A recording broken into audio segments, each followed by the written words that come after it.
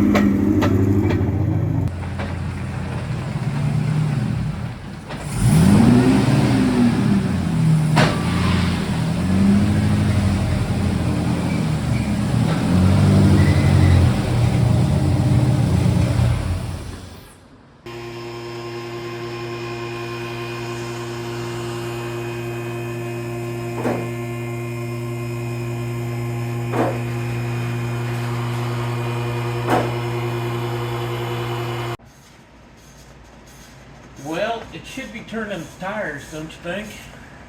Yeah, probably.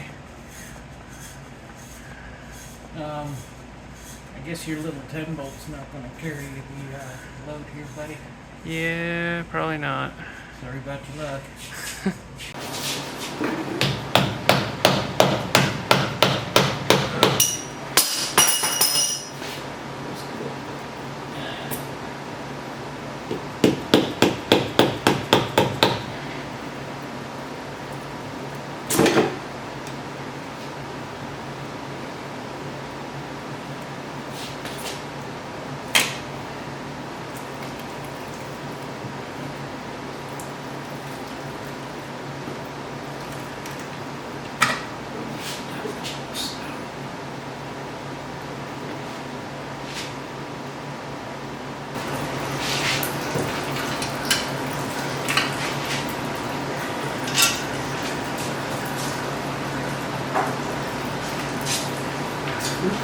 Oh, wow.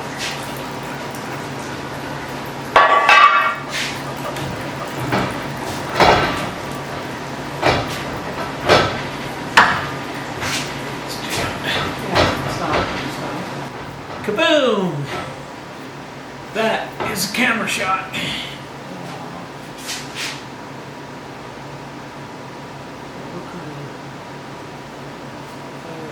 Total ductile failure. That's called a clutch dump. I can't believe you hated that rear end that I had for 40 years. You broke my rear!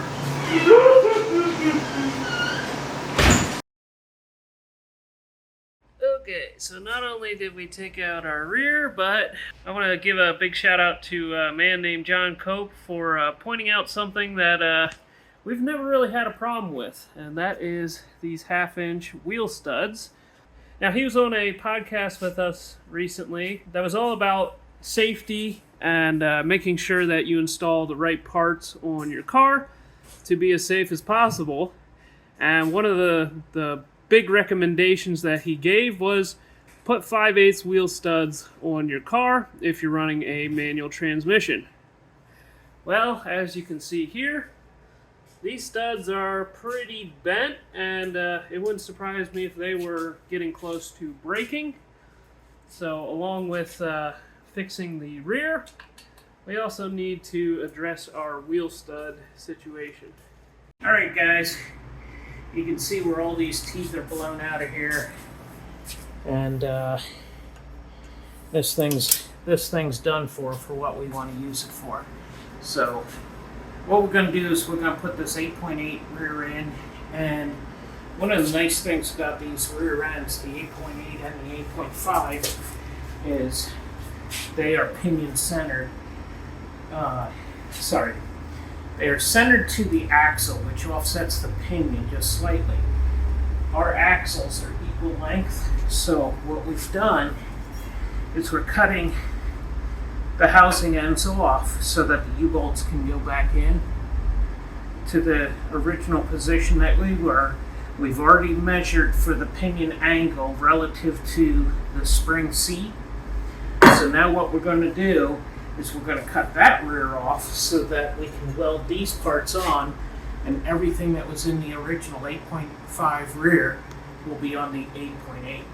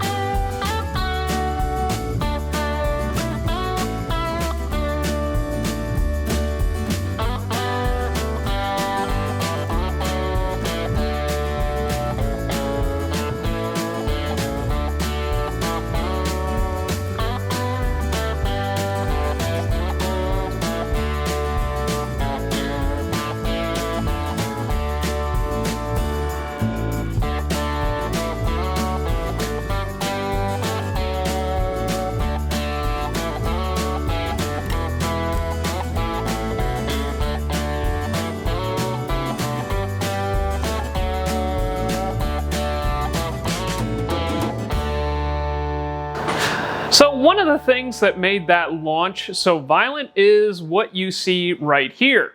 This is called a slapper bar or a traction bar. And basically how this works is it turns the front of your leaf spring into a solid member, and it behaves kind of like a ladder bar suspension. Now, if you think about the leverage of this piece, the shorter that this arm is, the more leverage that it has. Radials, being a stiffer sidewall tire, can tolerate a much harder hit, but what we did over the past weekend was a little excessive. And a lot of that is due to how the clutch grabbed. It was applying a ton of shock load to the suspension, which is why we broke the rear. But you can also see that it hit that tire super hard. You can see that the sidewall got about half as tall as what it is when the car sits neutrally. And that's pretty hard to do to a radial. So in order to soften up the launch, you can do a couple things. One, you can tighten up your shocks, but they were already as tight as they could go. So we are going to be converting to this, and this is a torque arm. This is about double the length of that slapper bar that I just showed you, and this should significantly soften the launch, along with something else that we'll talk about later in the video. So that was quite a bit of carnage, but frankly, I am just happy that it was not the transmission. After the car broke, I was convinced that it was the transmission, and I was just totally down in the dumps about it, because we had just gotten done with the conversion, and I was starting to have doubts that it was going to last. If I had it to do over again, I would have done a few things differently. One of them being not launch at 4,000 RPM on my very first pass. But hindsight's 2020, and we're gonna fix this and have this thing going in no time. And one of the major changes that we are going to make is we are going to install something called a clutch tamer into the car, and I think that is going to solve 99% of our problems. But we'll have more details on that in the next video, so make sure that you stay tuned for that. And with that, make sure that you like, comment, and subscribe, and we'll see you in the next one.